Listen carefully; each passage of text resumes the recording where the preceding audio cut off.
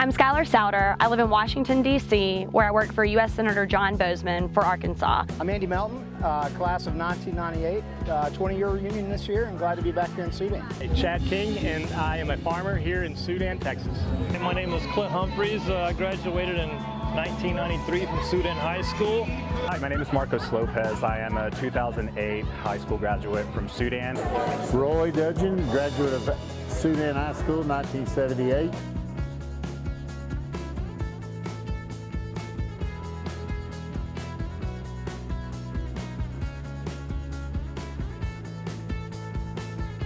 It's a small town, but we're not just a normal small town.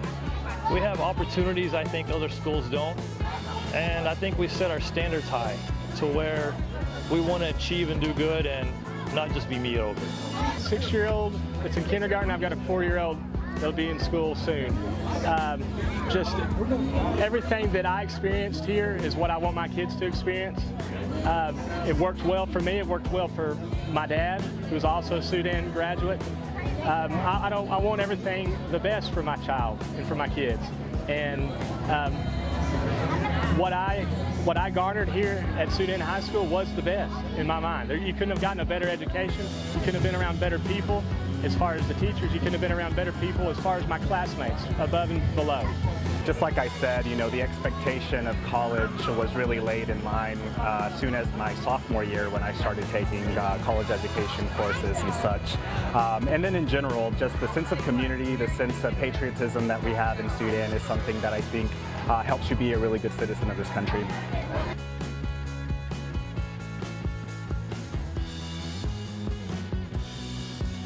Day to day, I may be going from an ag meeting to a trade meeting to writing an opening statement on something related to financial services. And at Sudan, I might have gone to an FFA event on Monday, played a basketball game on Tuesday, and competed in UIL academics on Wednesday.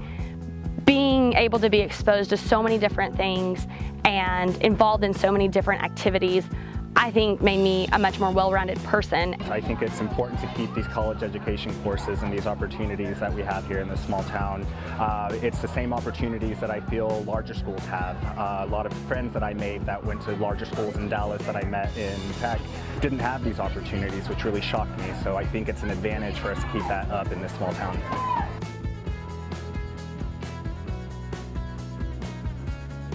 Sudan schools absolutely prepared me for, the real world or life after Sudan, perhaps, as you might call it.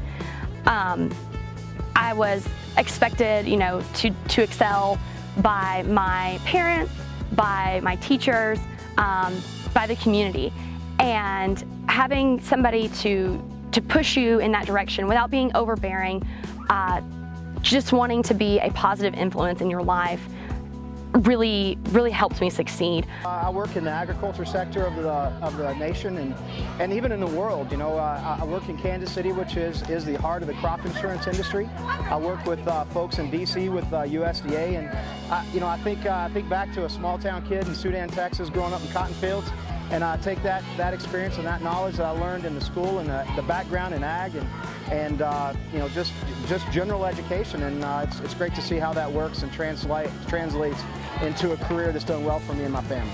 I grew up on a cotton farm, so agriculture is what I grew up doing, but my occupation as far as a teacher was mathematics and teaching mathematics.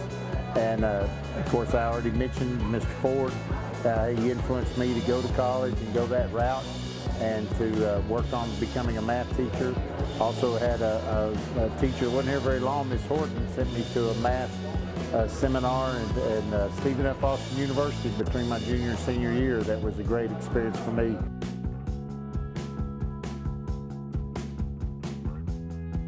To me, it was a community in itself, very close-knit, sports, band, whatever you got involved in, people were interested in what you were doing. And you could walk down the street when you were 16 years old and guys would come up and know you by name and what you were doing. And so that gave you a feel of you had to do well for the school because they were expecting it.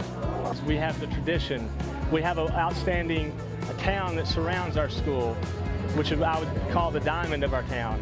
Why is it unique? It's right now in our era, so many people are interested in Sudan ISD because of its success. People from surrounding towns are coming to our school and bringing their kids here because they want the outstanding education that's provided here, and it has been provided here for decades.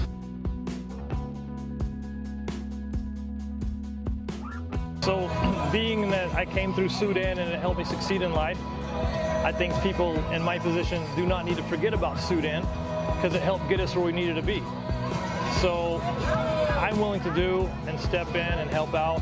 I even moved back here 6 months out of the year from 1,200 miles away. With the rural economy and the farm economy in a downward position, sometimes the financial support isn't there. And that's why I am pleased to be helping the Sudan Educational Foundation, because even though I'm not living in Sudan anymore and I don't have a direct tie to the school, I'm still very much tied to the community.